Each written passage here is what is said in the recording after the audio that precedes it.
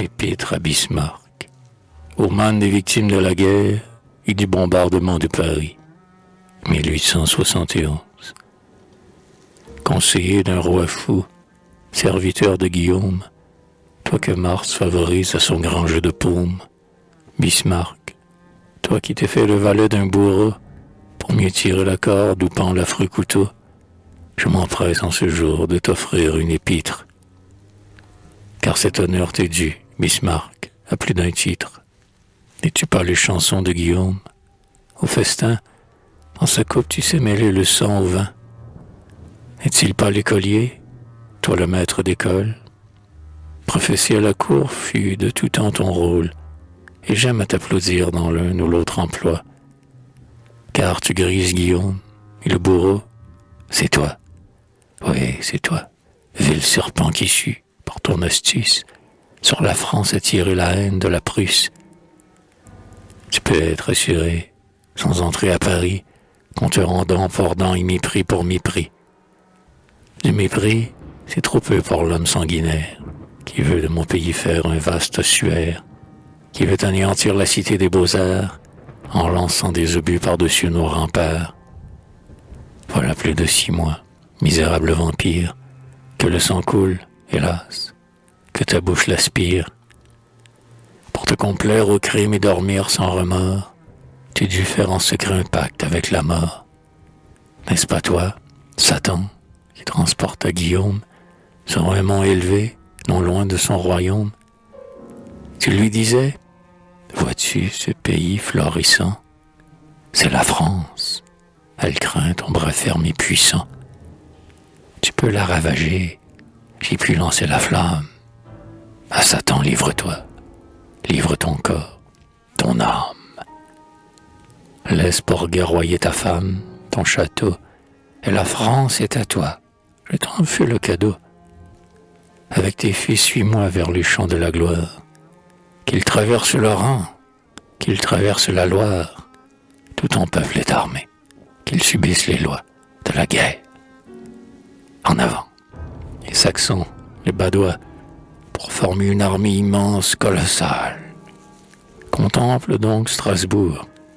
Vois-tu sa cathédrale? Strasbourg, si je t'avais, il me la faut, morbleu. Guillaume, tu l'auras vivant ou bien en feu. Et puis donner au roi la moitié de la terre. Aujourd'hui prends la France, à demain l'Angleterre. Et Guillaume suivit tous tes conseils, Satan.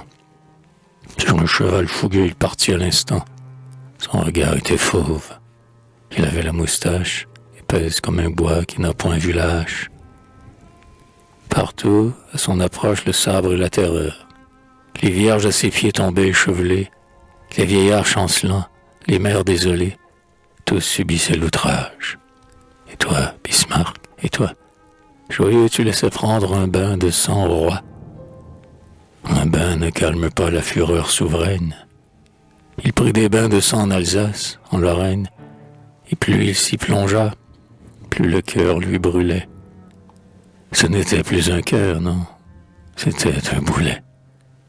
Et ce boulet de fer qu'un tisson rouge allume, c'est toi qui l'as forgé, Bismarck, sur ton enclume.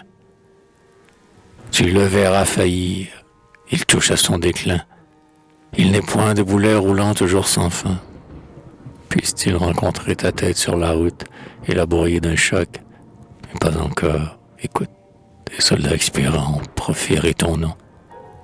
Bismarck n'aura jamais les honneurs du canon. S'il meurt, lui qui sema les horreurs de la guerre, que sa mort soit des plus horribles sur la terre. Le sol boit notre sang, il entend nos clameurs, nos mères ont versé jusqu'à leurs derniers pleurs. On a su les réduire avec la violence, à servir des Prussiens qui brandissent la lance. Et pas un seul de nous n'est là pour protéger celle qui crie « À moi, mon fils, viens me venger ». Moi, Prussien, on m'a dit, le maître du royaume t'ordonne de quitter ton toit couvert de chaume. Il laissa sa famille, il faut en faire autant. Mon fils est au berceau, Dieu veille sur l'enfant. Ma femme m'étreint en me couvrant de larmes. Le roi veut des guerriers. Allons, drôle, partons. Et j'ai suivi Guillaume avec ses bataillons. Je ressentis bientôt ce qu'un soldat endure. La faim, hélas. La faim sur une couche dure. Cherche ton pain, m'a dit un vieux sergent rétif. On n'a rien en dormant. Montre-toi plus actif. Ce n'est pas au soleil que naquit l'émeraude. Elle est au fond du sol. Va donc à la maraude. Le pillage est ton droit. Le meurtre est un besoin. Bismarck a tout permis quand nous serions loin. Le mal qu'on nous conseille, on l'apprend bien sans livre. Je l'ai commis tout seul. Le crime m'a fait vivre. J'ai même eu du plaisir à voir souffrir autrui, en riant du fléau qui me frappe aujourd'hui. Ah, la guerre, ignominie atroce, elle fait l'assassin et la bête féroce. La guerre m'enseigna les crimes les plus grands.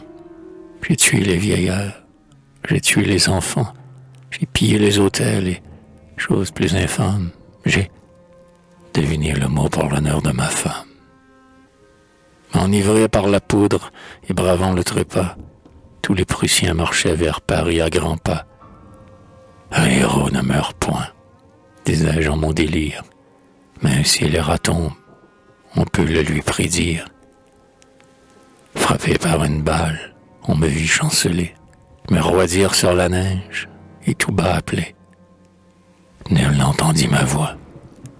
Passait une corneille, elle vint, et son bec me déchira l'oreille. Resté seul, près de moi s'élevaient des tombeaux, sur le tertre desquels planaient d'affreux corbeaux. Et je les comparais, tous ces oiseaux voraces, aux monarques unis pour détruire les races. Je vis un homme en deuil, un second et puis trois. Ils semblaient murmurer contre le jeu des rois. C'étaient des gens âgés, assez fortes encolure, n'ayant pour tout habit qu'une robe de pur. Ils enterraient les morts avec un saint respect, et moi, vil criminel, tremblant leur respect, j'évitais leur regard. L'un d'eux m'a dit, « Mon frère, au péril nous venons doucement vous soustraire. Laissez-moi vous penser. » J'eus un moment d'émoi, car j'étais étonné qu'on eût pitié de moi. De moi qui, l'avant-veille et par un temps de bise, avait pris aux blessés tout, jusqu'à leur chemise. Bismarck, je te maudis. Guillaume, je te hais. Vous avez diffamé tous deux le cœur français. Il est bon, généreux et rempli de clémence. On ne fusille point les prisonniers en France. J'ai vu les brancardiers, ils étaient plus d'100, ramasser les blessés sous un feu menaçant. En Prusse, on est cruel. Du mal, on est complice. S'il faut prochainement que ma mort s'accomplisse, au profit de Guillaume et du nouveau Tristan, qu'on appelle Bismarck, je lui dirai, « Satan, je veux par les deux pieds que le peuple te pende.